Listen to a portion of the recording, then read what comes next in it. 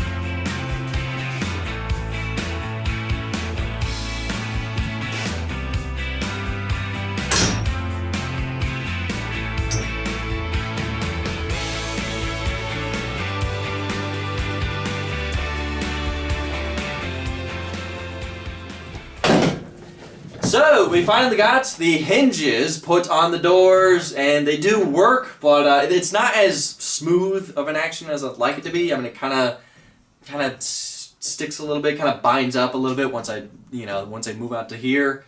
But that's why I use that round stock to tack it in place, because they need to be in a perfect straight line in order for it to be a smooth, smooth swing and everything. But naturally, once I welded it together, they moved a little bit, and it just, I mean, it's not bad.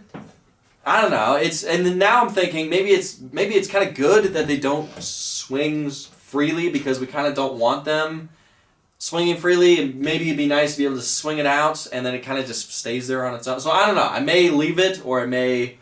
And you got to admit, they look cool. I know they're a bit small, but they're still functional doors, and it's still going to make it way easier to get in and out of this thing with these things.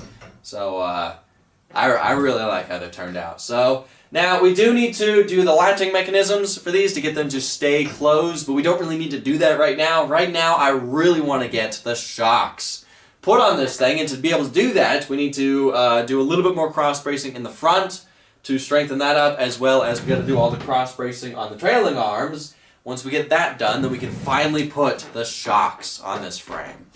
Now, I've been staring at this, trying to figure out how to add cross bracing in here to strengthen it up, mainly how to get it to where the strength of these side panels translates into the strength of the front end.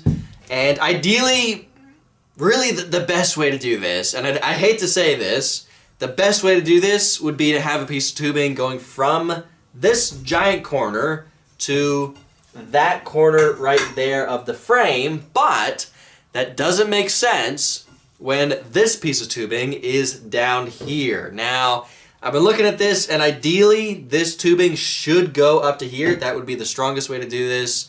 It would add a little bit more room for pedals and everything, because right now this is just empty, unused space. So I hate to say it, but ideally we should cut this piece of tubing off, which I don't think is that hard. It's kind of tacked together, but it's going to be a little bit hard to cut it off in this corner, and then add another piece of tubing going from here up to here. So therefore I can add more tubing going from that corner to this giant corner right here. That would ideally be the strongest way to do this, and I think that's what we got to do. So let's cut these off and replace them with tubing that goes up to here.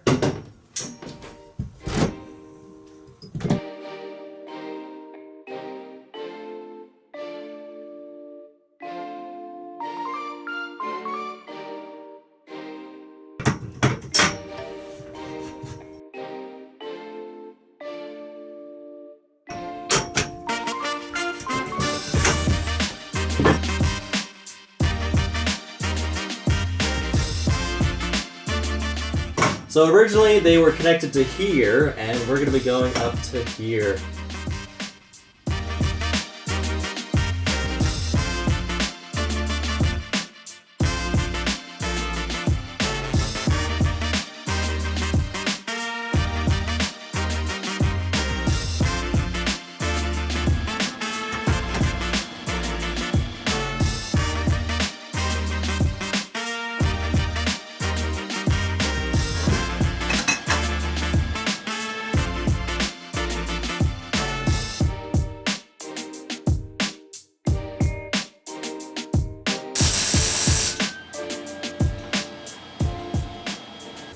Alright, we need to make sure that the tire doesn't hit that tubing we just put there, so let me bring the front end up again.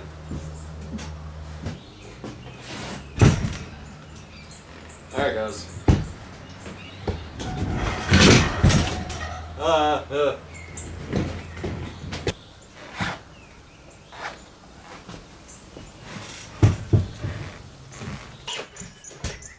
That's as far as it's timing out.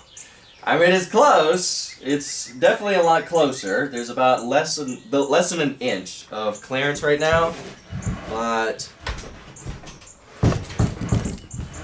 I mean, I think that's fine. It's plenty of clearance. Plenty of clearance.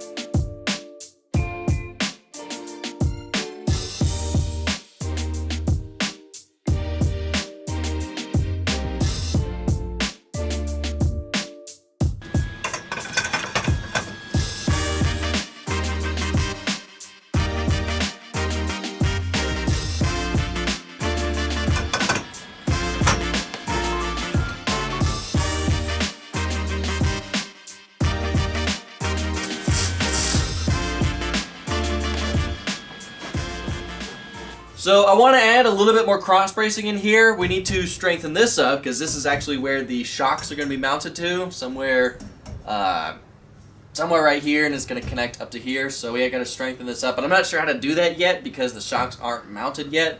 So we'll figure out where that has to go once the shocks are mounted.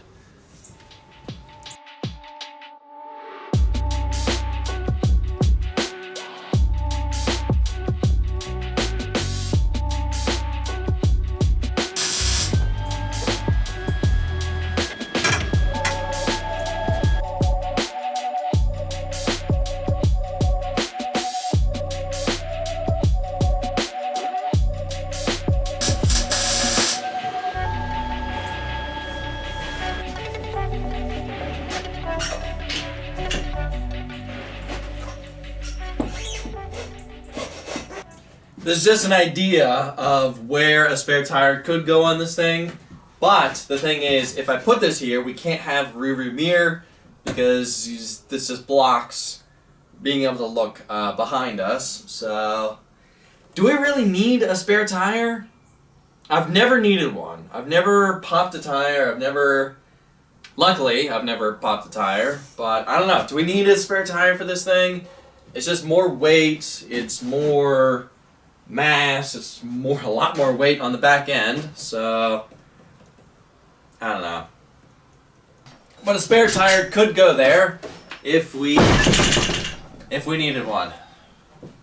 So, next thing is we got to work on the cross bracing on these trailing arms. Now first I want to add the cross bracing connecting these two together, so it's going to go from here to up here, then here to down there. And we need to make it removable, so therefore I can still take the trailing arms off. So we need to machine some plugs that I can weld into here that are threaded, so I can thread a bolt onto here to make these removable.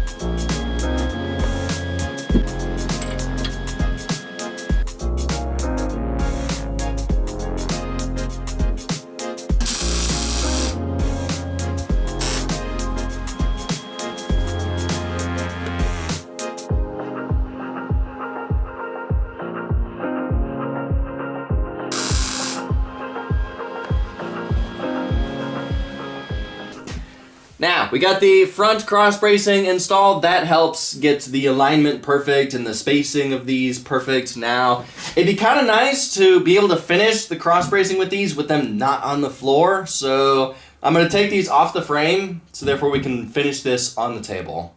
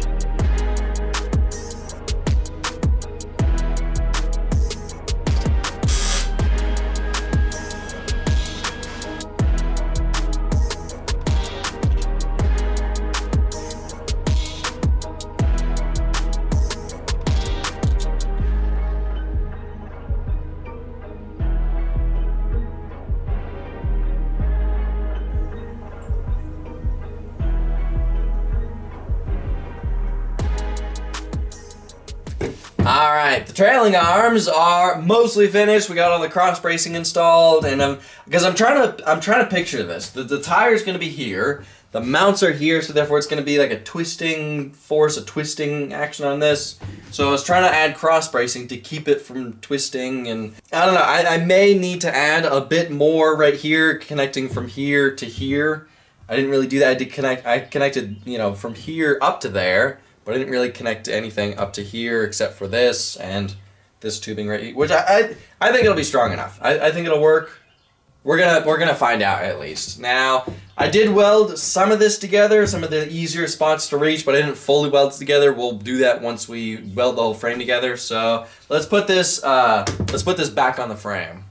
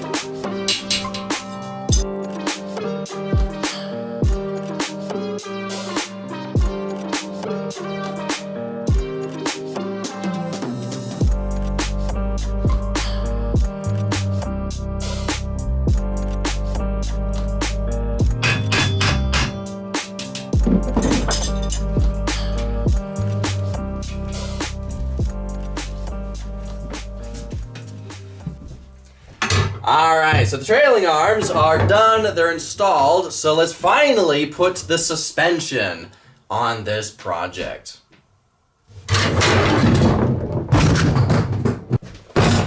Let's finally put the suspension on this project.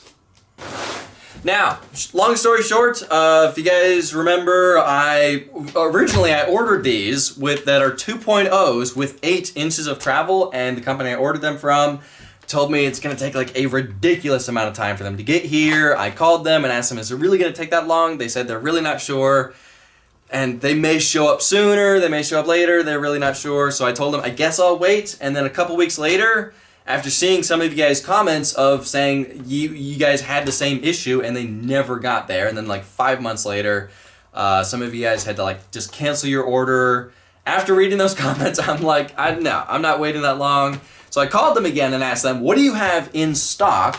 And this is what they had in stock. These are 2.0s with 10 inches of travel, so 2 inches longer, but these have external reservoirs, and the best part is these have compression adjusters, which is, I think is going to be awesome. So I just had to pay a little bit extra for these, but I think it's definitely going to be worth it. These really only took like a week to ship, which was pretty awesome once I changed what I ordered. So now let's put the springs on these things and then start working on the front suspension.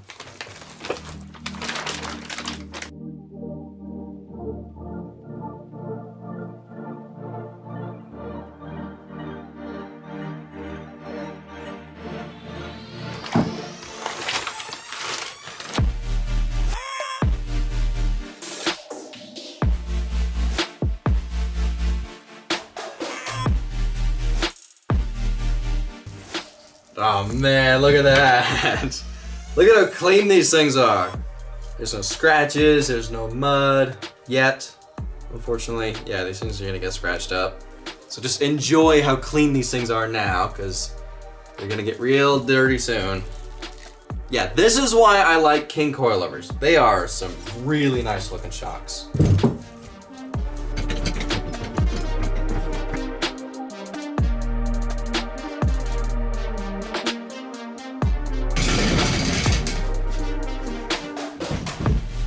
Surprisingly, even with the engine, I mean, I can pick this thing up.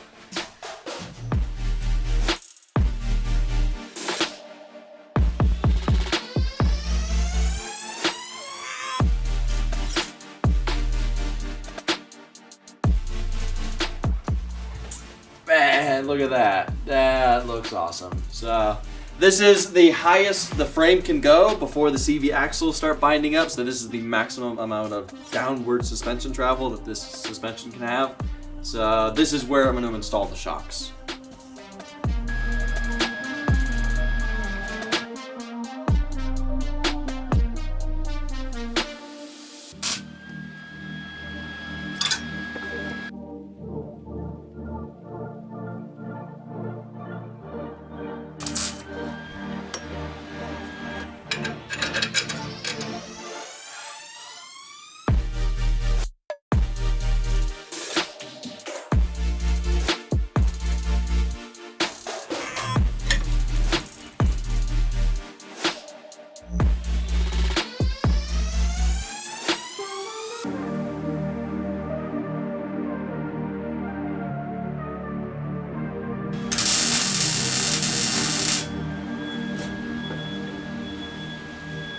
Now, because we're using longer shocks, I decided to mount the shock mounts a lot lower on the A-arms. Originally, I was going to put them up here, but decided to mount them lower, and I decided to do 2 of them because why not? More adjustability. And I actually measured it, and with the shocks mounted right here, we're utilizing 9 of the 10 inches of suspension travel on those things. So this should be perfect. So these are actually the shocks off of the CBR 1000. I already have them, you know, they're already disassembled off of that frame. I'm going to use these as mock-up because they're already scratched up. They're already dirty. I don't want to scratch up the brand new ones. So for mock-up, we're going to use these because they're identical. They're the same thing, basically.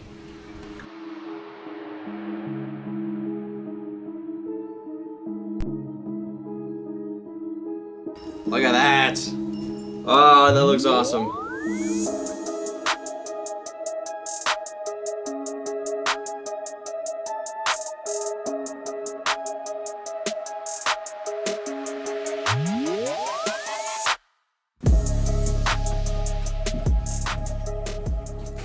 Now, I need to figure out how to connect the shocks to the rest of the frame, and originally I was kind of thinking of just having a piece of tubing, just bend it up, go over, bend it back down, just connect the shocks like that, but that's, I don't know, that's a little boring, and I had a better idea, because I kind of want to have a piece of tubing going from here to strengthen up these bends on this frame, and I had an idea.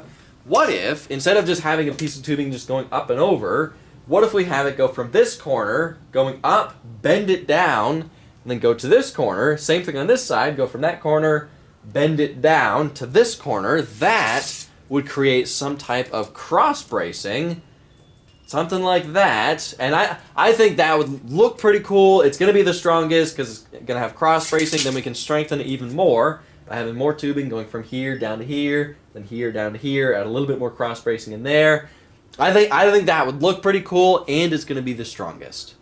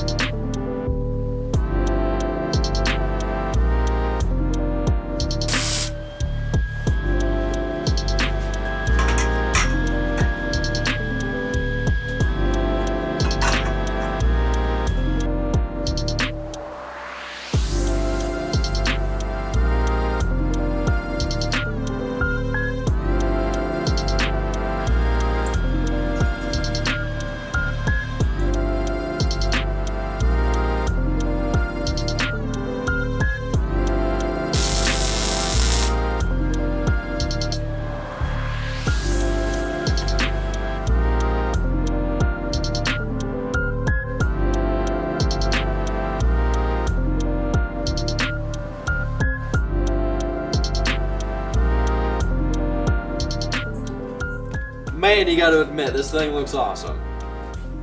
Man.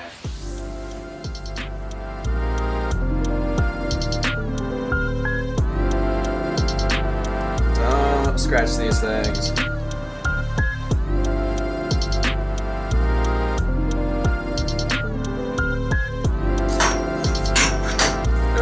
Don't scratch it.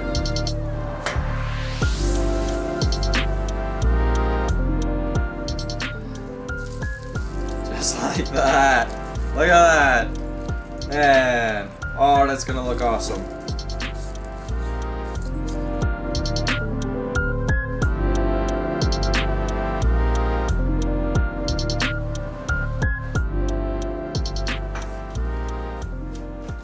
Yeah, and this will fit perfectly right here, so I'll just have to make a mount for it or something.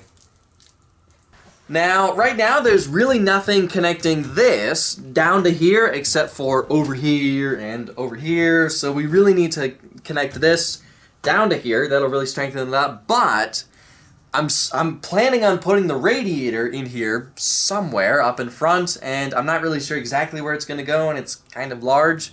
So before we install the tubing going from here to here, we kind of need to get the radiator installed first to make sure there's enough room. Then we can add the tubing. So, but this should be strong enough to at least hold its own weight for now.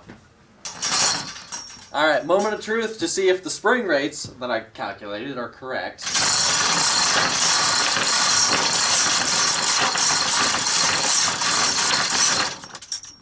that all the weight? Ooh.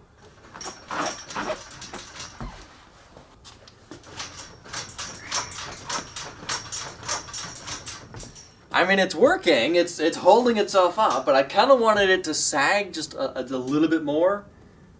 Maybe once we get the rear suspension put on, maybe it'll kind of level itself out, maybe. I don't know. Plus, we're going to be adding more weight with the power steering, the radiator, the winch. I am putting a winch on this thing, so maybe it'll level itself out once we do that. But yeah, it's finally, half of it at least, it's finally standing up on its own. Now we just have to do the rear suspension. Alright, finally got the front shocks installed. You gotta admit, this thing's really looking awesome. I do like how this turned out, how I did the cross bracing, turned to the The shock hoops, I like how this turned out. Because my original thought of just putting just a piece of tubing going over that's kind of boring. This makes it stronger and gives it a cool look to it. And again, we still need to connect this down to here. That'll really strengthen it up, but we'll do that later once we install the radiator. I don't know, that kind of, I'm hoping the radiator I bought for this thing will fit in here. It's a little big. I did buy a triple core radiator, so therefore we don't have any overheating issues with this engine because this thing has 4-wheel drive. We kind of want to rock crawl this thing, so I kind of want to be able to, have the engine in a higher RPM for long periods of time without having massive amounts of airflow. So I bought a triple core radiator for this thing. I'm hoping it's not too big, so I'm hoping it'll fit in this area. Otherwise, this is just going to be empty space if we put the radiator in the back. Or it could be storage. We could put storage here, but I don't know. I think the radiator in the front would be better airflow. It's out of the way of the back. So, as well as, we can't forget, I did buy pneumatic bump stops for the front and rear suspension of this thing. I bought pneumatic bump stops that have 2 inches of travel for the front and 4 inches of travel for the rear, so that'll really help this thing jumping and all that stuff. I'm excited to see how improved the suspension is with pneumatic bump stops with this thing, so we got to install those as well. So anyway, next video of this project, we'll get the rear shocks installed, finally get to see this thing outside for the first time. Then we can install the steering, the radiator, maybe the pneumatic bump stops in the next video, if not in for future videos and all that kind of stuff. We'll just continue working on this thing. So anyway, guess that's it for this video. Thank y'all for watching. I'll see ya in the next video.